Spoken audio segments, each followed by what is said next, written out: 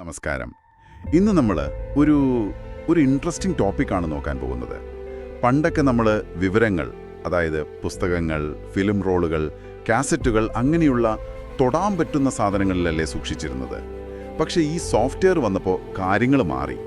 നമ്മൾ ഈ കാണുന്ന ഡിജിറ്റൽ ഡോക്യുമെൻറ്റുകൾ, വെബ്സൈറ്റ്, ആപ്പ്, PDF ഒക്കെ ശരിക്കും എന്താണ്? കയ്യിലുള്ള ഈ വിവരങ്ങൾ വെച്ച് നമുക്കിതിലൊന്ന് ആഴത്തിൽ നോക്കാം. തീർച്ചയായും. അപ്പോൾ ഇന്നത്തെ ഈ ഡിജിറ്റൽ ലോകത്ത് കാര്യങ്ങൾ കുറച്ച് വ്യത്യാസമുണ്ട്. നിങ്ങളൊരു വെബ്സൈറ്റ് നോക്കുമ്പോഴോ അല്ലെങ്കിൽ ഒരു മൊബൈൽ ആപ്പ് ഉപയോഗിക്കുമ്പോഴോ അത് ശരിക്കും ഒരു പുസ്തകം പോലെയല്ല. അതായത് പ്രിന്റ് ചെയ്ത അങ്ങനെ സ്ഥിരമായി നിൽക്കുന്ന ഒന്നല്ലാതെ, മറിച്ച് എന്താ പറയുക, സോഫ്റ്റ്വെയർ, ഡേറ്റ, പിന്നെ നിങ്ങളുടെ ഓരോ ക്ലിക്ക്, ടച്ച് ഇതൊക്കെ ചേർന്ന് ആ നിമിഷം ഉണ്ടാകുന്ന ഒരു പ്രകടനം അല്ലെങ്കിൽ അവതരണമാണ് നമ്മൾ കാണുന്നത്. പ്രകടനം, അവതരണം, അതെങ്ങനെയാണ്? ഒന്നുകൂടി സിമ്പിളായിട്ട് പറയാമോ? ഒരു നാടകം പോലെയാണോ? ഏകദേശം അങ്ങനെ ചിന്തിക്കാം. ഒരു വെബ്സൈറ്റ് തുറക്കുമ്പോൾ സ്ക്രീനിൽ കാണുന്ന ആ പേജില്ലേ, അത് പല കാര്യങ്ങൾ വെച്ചിട്ട് സോഫ്റ്റ്വെയർ അപ്പോൾ ഉണ്ടാക്കി കാണിക്കുന്നതാണ്. അതായത് വെബ്സൈറ്റിന്റെ ഡിസൈൻ ടെംപ്ലേറ്റ്, ഡേറ്റാബേസിൽ നിന്നുള്ള ഏറ്റവും പുതിയ വിവരം, പിന്നെ നിങ്ങൾ എവിടെയാണ് ക്ലിക്ക് ചെയ്തത്, എന്ത് തിരഞ്ഞെടുത്തു, അതനുസരിച്ച് സംഭവം ഇങ്ങനെ മാറിക്കൊണ്ടിരിക്കും. ശരിക്കും സോഫ്റ്റ്വെയറിന്റെ റെൻഡറിംഗ് എഞ്ചിനും ഡേറ്റാബേസും തമ്മിലുള്ള ഒരു ലൈഫ് കണക്ഷനാണത്. അതുകൊണ്ട് ഒരു ഫിക്സ്ഡ് ഡോക്യുമെന്റ് അല്ലാതെ ഒരു PDF ഫയൽ വായിക്കുമ്പോൾ പോലും ആലോചിച്ച് നോക്കൂ, ആ ഫയൽ മാത്രമല്ലല്ലോ പ്രധാനം, അത് തുറക്കുന്ന സോഫ്റ്റ്വെയർ, അഡോബി റീഡറോ പ്രിവ്യൂവോ, അതിൽ ഹൈലൈറ്റ് ചെയ്യാനും കമന്റ് ഇടാനും ഒക്കെയുള്ള ഓപ്ഷൻസ് ഇല്ലേ, അതും നമ്മുടെ അനുഭവത്തിന്റെ ഭാഗമാണ്.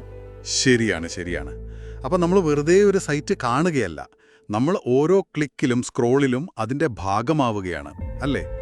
അങ്ങനെയെങ്കിൽ പണ്ടത്തെ ആ ഒരു ആശയം, അതായത് ഒരാൾ മെസ്സേജ് അയക്കുന്നു, മറ്റൊരാൾ അത് സ്വീകരിക്കുന്നു എന്ന ട്രാൻസ്മിഷൻ മോഡൽ, അതിവിടെ അത്ര ശരിയാവില്ലെന്ന് തോന്നുന്നു.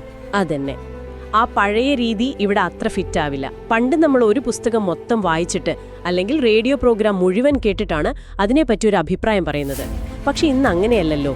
നമ്മളൊരു വെബ്സൈറ്റിൽ ലിങ്കിൽ നിന്ന് ലിങ്കിലേക്ക് ചാടിപ്പോകുന്നു, ഇഷ്ടമുള്ള പാട്ട് മാത്രം സെലക്ട് ചെയ്ത് കേൾക്കുന്നു, ഒരു വീഡിയോയുടെ നമുക്ക് ആവശ്യമുള്ള ഭാഗം മാത്രം കാണുന്നു. അപ്പോൾ ഇവിടെ ശരിക്കും വിവരത്തെ കൺട്രോൾ ചെയ്യുന്നത് നമ്മൾ തന്നെയാണ്.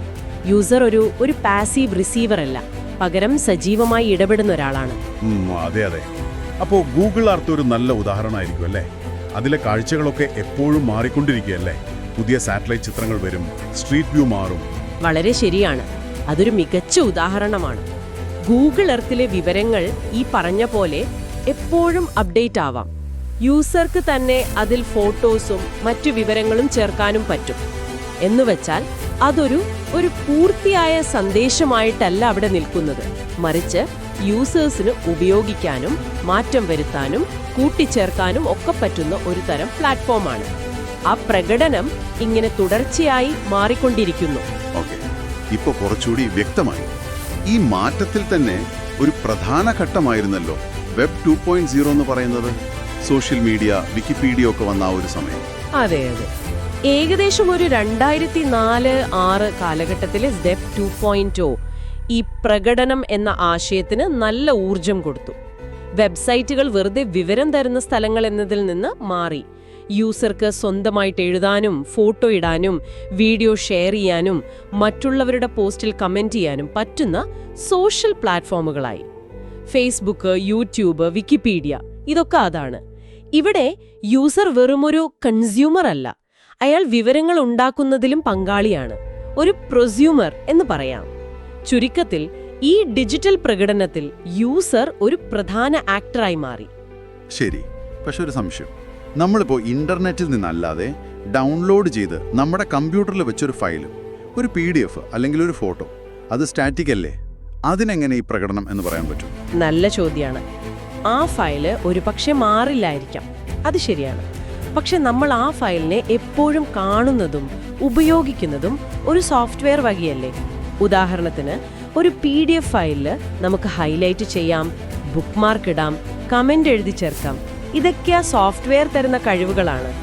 അല്ലെങ്കിൽ ഫോട്ടോഷോപ്പ് നോക്കൂ, ഒറിജിനൽ ഫോട്ടോയെ മാറ്റാതെ തന്നെ നമുക്ക് പല എഡിറ്റുകളും ലെയറുകളായിട്ട് ചേർക്കാനും മാറ്റാനും പറ്റും. അതായത് ഫയൽ ചിലപ്പോൾ സ്റ്റാറ്റിക് ആയിരിക്കാം. പക്ഷെ സോഫ്റ്റ്വെയർ തരുന്ന ഈ ടൂൾസ് കാരണം ആ ഫയലുമായുള്ള നമ്മുടെ ഇടപെടൽ എപ്പോഴും ഡൈനാമിക് ആണ്. ആ ഇടപെടൽ, ആ അനുഭവം, അതാണ് നമ്മൾ ഈ പറഞ്ഞ പ്രകടനം. ഓക്കെ ഇപ്പോൾ ക്ലിയറായി. അപ്പോൾ ചുരുക്കത്തിൽ നമ്മൾ ദിവസവും കാണുന്ന ഉപയോഗിക്കുന്ന ഈ ഡിജിറ്റൽ കണ്ടന്റ് എന്ന് പറയുന്നത് കുറേ സ്റ്റാറ്റിക് ഫയലുകൾ മാത്രമല്ല, മറിച്ച് സോഫ്റ്റ്വെയർ ഓരോ നിമിഷവും ഉണ്ടാക്കുന്ന, നമ്മളും ഭാഗമാവുന്ന ഒരു ലൈവ് അനുഭവമാണ്. ശരിക്കും മാറ്റിമറിച്ചു. ശരിയാണ്. അപ്പോൾ ഇതിൻ്റെയൊക്കെ ഒരു നെറ്റ് റിസൾട്ട് എന്താണ്? ഇത് കേൾക്കുന്ന നിങ്ങൾക്ക് എന്താണ് തോന്നുന്നത്? ഈ ഡിജിറ്റൽ ഡോക്യുമെന്റ് എന്നതൊക്കെ ഇങ്ങനെ എപ്പോഴും മാറിക്കൊണ്ടിരിക്കുന്ന പ്രകടനങ്ങളാവുമ്പോൾ പണ്ട് നമ്മൾ ഉറപ്പെന്ന് കരുതിയ കൃതി, രചയിതാവ് പോലുള്ള ആശയങ്ങൾക്ക് എന്ത് സംഭവിക്കും? ഒരു ഫിക്സഡ് ഒറിജിനൽ ഇല്ലെങ്കിൽ ഏതാണ് യഥാർത്ഥ സൃഷ്ടി? അടുത്ത തവണ നിങ്ങളൊരു ആപ്പ് തുറക്കുമ്പോഴോ ഒരു വെബ്സൈറ്റ് നോക്കുമ്പോഴോ ഒന്ന് ഇതിനെക്കുറിച്ചൊക്കെ ആലോചിച്ച് നോക്കണേ.